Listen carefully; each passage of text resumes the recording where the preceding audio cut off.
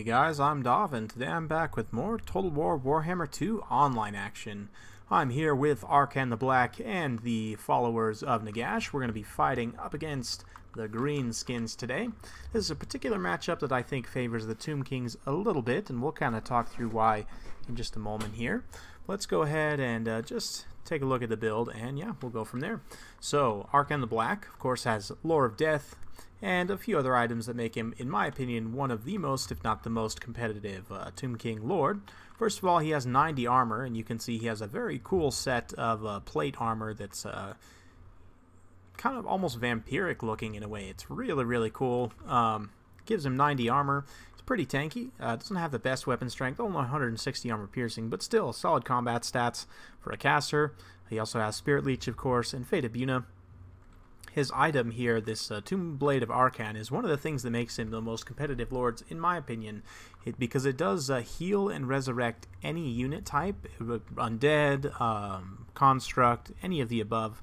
Also gives himself fire damage, but that AoE resurrection is quite a powerful effect. It's basically like an invocation of the heck. Very strong. He's also got the Lever Mortis, which of course gives that AoE physical resistance. He also has My Will Be Done, as all Tomb Kings lords do, the Curse, as well as, of course, Lore Attribute for Lore of Death. So in terms of the rest of the build here, we've got a front line of just skeleton warriors, just nice cheap fodder for a back line of 2 Ushabti. We've also got 2 Tomb Scorpions, skeleton spearmen out on the flanks, and 2 units of Bow Ushabti. One of them is, of course, the Regiment of Renown, a beautiful Regiment of Renown, I might add, chosen of the gods here. So they're going to be opening up shots in just a second as we pull forward here. We've also got a couple units of Carrion and a single Hex Wraith. So of course, magic damage, or ethereal units I should say, can be good against the Greenskins as they don't have a ton of magic damage options. Fist of Gork does now give magic damage. They also have Foot of Gork, and of course Azag can bring Fate of Buna. So there are some options to deal with Hex Wraiths, but they are kind of a stealth pick in this matchup.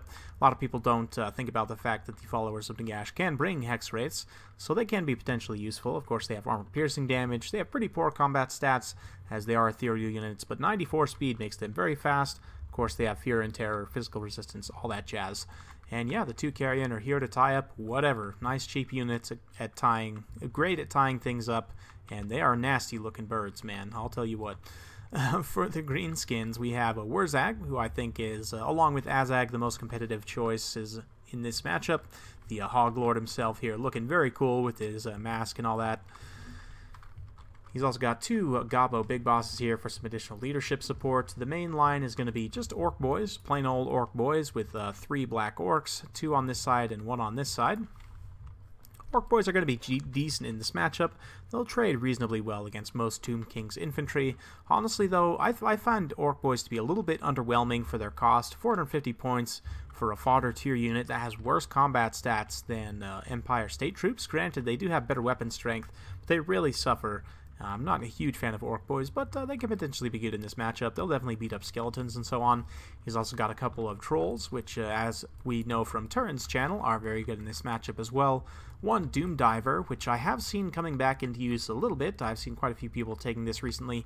I actually had a multiplayer game, 2v2 today with Black Iron, that I'll be showing you guys shortly, where he took Doom Diver with triple bronze chevrons, and it actually was incredibly accurate, enough so that a full volley was able to hit a single character, hit a Bright Wizard, and do a lot of damage to him. So I do think these guys potentially have a role here. I'm going to need to experiment with them a little bit myself to see, if they are super cost effective or not, but, not a bad pick. At least it's not as bad as it would seem initially. I do think that these guys are going to be coming back in the meta a little bit. He does have a Gobbo firing line as well. Plenty of Goblin Archers with, of course, the Rusty Arrows on the edge. And yeah, that's pretty much it. A nice infantry bro charge for the Greenskins, as they love to do. So yeah, we're going to be bringing my forces up into position on the hill, giving my Bow Ushabti open line of sight to fire down on the Black Orcs. You can see the Goblins loaded into the Doom Diver there, gleefully coming in as artillery projectiles. But yeah, Chosen of the Gods going to pull up and start opening up some shots here. They do have the spread shot, which is going to be, of course, very good against infantry, so we can see them firing in shots, and the carrion are just flying overhead, just kind of being annoying. I meant to target on these black orcs, but I unfortunately did target the orc boys here, which is not going to be the most efficient use of ammunition. We definitely want to be targeting the black orcs as much as possible.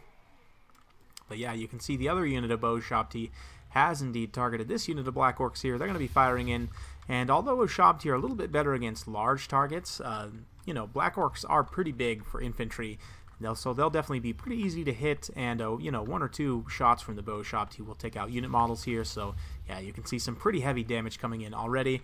This is forcing my opponent to advance here because, of course, he does have the Doom Divers, or the Doom Diver, I should say, but not enough you know, range superiority to stave off this kind of attack. So he's coming forward. I'm now targeting this unit of black orcs with the spread shot here, and you can see how effective that scatter shot is.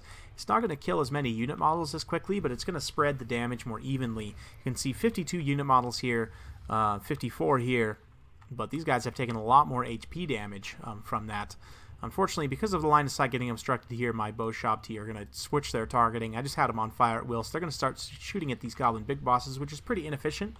We are going to bring in a quick charge with the Hex Race. Of course, they have armor-piercing damage, so I just want to get in, do a little bit of shock damage, and then immediately pull away before Wurzag has the time to react, and it also kind of interrupts the charge of this unit as well. So yeah, so far so good. The Gobbo archers that marched up did turn to fire here, but look at the amount of resources I'm able to tie up, and my opponent has to keep these trolls here to keep me honest, because if I fly down onto the Doom Diver with these carrion, they're going to take a lot of damage from the trolls. He also has to keep these goblin archers here shooting at them, which again, I'm just tying up all these resources for only 350 points on the carrion, and again here, tying up a whole bunch of resources. Very, very effective, but the main line engagement is going down. You can see skeletons charging in up against the orc boys here. We've got the Tomb Scorpion in here as well. The Tomb Scorpion's one unit that I think is a little bit under cost for what it does. Fear and Terror, has heavy armor-piercing anti-infantry, great combat stats, 60 charge bonus, or no, that's something else, 45 charge bonus, I should say. Great combat stats, 100 armor, but yeah, for only 1,000 points, I think this thing is a little bit cheap. It probably needs to be closer to 1,200, 1,300 for its cost, but it is going to be able to get in here, get some nice armor-piercing damage done. And yeah, you can see all across the line here, we're doing very well, just fighting with the Ushabti and the Tomb Scorpions. Going to be just plowing through these black orcs and the orc boys here, and man, look at that poor little orc boy getting absolutely just demolished by the Tomb Scorpion there. On the high ground, Arkan the Black has engaged with Wurzag in a bit of a duel here, so we've got the Lich King battling the Great Green Prophet here in a very cinematic duel. Lots of Gobbo archer fire in support here, but the Hex Race are also supporting. Decided to come down and interrupt these black orcs from being able to really support well in this fight. And Arkan should be able to pull this out, honestly. Wurzag does have armor piercing on his pig, but he has only 25 melee defense compared to the 50 of Arkan the Black, where he has 40 attack. Wurzag does have slightly higher attack, but the lesser defense and lesser armor means that he is going to take quite a bit of damage from Arkan. Of course, the Spirit Leeches will help play a role there as well. But yeah, Arkan's going to have to be a little bit careful he doesn't get isolated by these trolls, who I believe are currently terrified by the Tomb Scorpion. Of course, trolls not immune to psychology. I do believe they don't even cause fear, so... Or no, they do cause fear, so they're immune to fear, but not terror. And yeah, you can see the heavy push from the Ushabti and the Tomb Scorpions, which have cleaned up on the low ground, kind of pushing forward up the hill, wrapping up a lot of these forces. It's already looking to be a pretty rough day for the Greenskins, so... Yeah, I do think this is a matchup that's pretty tough for the Greenskins. You know, not the easiest in the world. It is doable, certainly. I think the Arachnarok Queen can be potentially a very good tool here. Unfortunately, Arkan the Black getting tangled up with these black orcs here, showing him who's boss. Skeletons are going to come for support, and I'm trying to pull this guy away so that I can get an engagement on the Hoglord here. You can see, though, Wurzag wisely avoiding that head-up melee engagement, going to be pulling back and away. Trying to conserve to try and use some of his magic, I would imagine. Oh, looks like a really nice Foot of Gort coming down, just blasting 2 units of skeletons. I mean, they are just skeletons, but look at how many are not getting up from that huge explosion. Yeah, really nice work there, helping to clear out some of that fodder, but just a little bit too late at this point. The balance of power is already very heavily in my favor, and most of the infantry has been routed off at this point. Arkan is being circle beaten by trolls, unfortunately, a little bit out of position here and vomited on. I'm sure he's really loving the situation, just kicked in the face and all that jazz. But yeah, Tomb Scorpion's going to come in to help, and you can see the Ushabti running in here as well, doing a nice karate kick to that troll's face. Very cool animations on the Ushabti, I have to say. Yeah, that is going to be able to spring Arcan loose, more or less, or at least terrify away the trolls and allow him not to get circle beaten to death by them. So definitely a positive situation there. Yeah, you can see just a general rout from the greenskins in this direction. A lot of their forces are surrendering at this point, so only a handful of trolls still fighting Ushabti here, but they definitely not going to like the situation too much. Trolls just really don't have the leadership to stand up in this kind of fight. I mean, Ushabti do have pretty poor leadership as well, but of course, being you know, constructs, same as undead, they don't run away. They only crumble, so they are fairly easy to make crumble, but they will still stand and fight while they are crumbling. So very well played to my opponent. I hope you guys enjoyed watching that battle. I figured it'd been a minute since I got some Tomb Kings action, so I figured I'd better bring Arcan the Black back, back in black, if you will. Definitely going to be a lot of fun. So I do think Arcan's the most competitive choice. I didn't end up using him super well here, but the Spirit Leeches and everything were very clutch against Wurzag. Managed to rack up 119 kills with that late Foot of Gork, but really probably should have been used on the Hex Race, who did end up dying. But I think that maybe would have been, even if you burn one of the effigy charges and use the Foot of Gork, I mean, it is a pretty expensive unit, these Hex Rays, so it could be good. The Shabti definitely pulling their weight, 45 and 89 kills in melee. The Tomb Scorpions didn't get the most kills, but the terror is really what makes these guys super strong.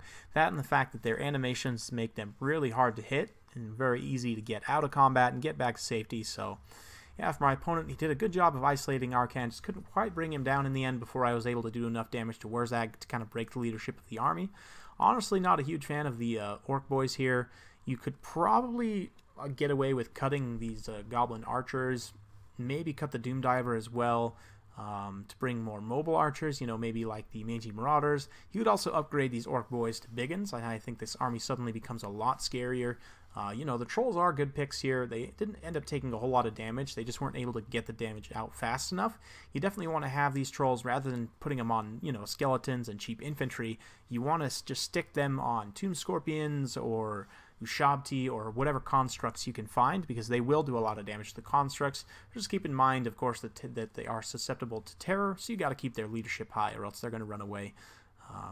Yeah, hope you guys enjoyed watching. If you like this kind of content, like and subscribe. I'm keeping it coming with more Total War Warhammer 2 content every single day, so stay tuned for more, and we'll see you next time.